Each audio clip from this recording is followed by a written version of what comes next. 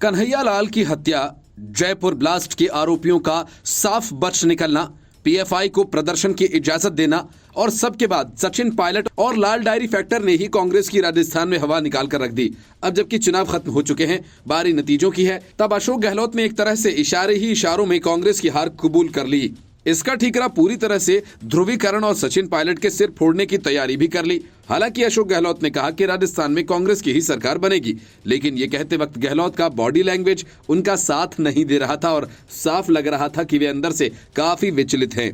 उन्होंने कहा कि अगर बीजेपी का धर्म कार्ड नहीं चला तो उनकी सरकार बनेगी। हालांकि एग्जिट पोल के नतीजों में कांग्रेस राजस्थान में बीजेपी के हाथों हार रही है। अब सिर्फ नतीजों का ही इंतजार है। मुख्यमंत्री ने कहा कि चुनाव के दौरान बीजेपी ने प्रदेश भर में धर्म के नाम पर डर फैलाने वाली और तनाव भरी बातें की। ऐसे में यहां बीजेपी का धर्म कार्ड चल गया तो अलग बात है, वरना राजस्थान में हम सरकार बनाएंगे।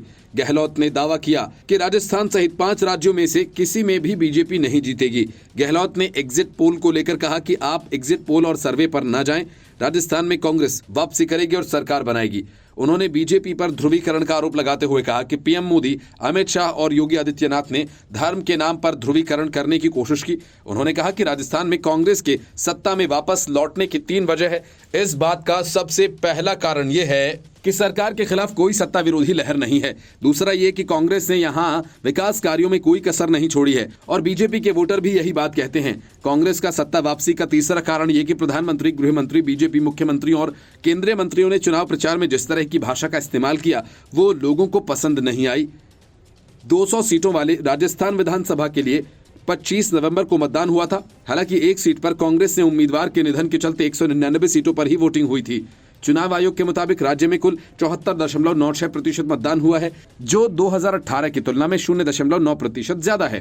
राजस्थान में पिछले 30 साल से हर बार सरकार बदलने का ट्रेंड रहा है।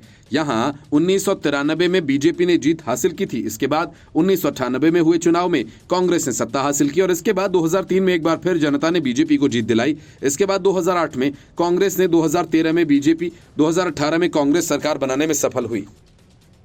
Report news of India.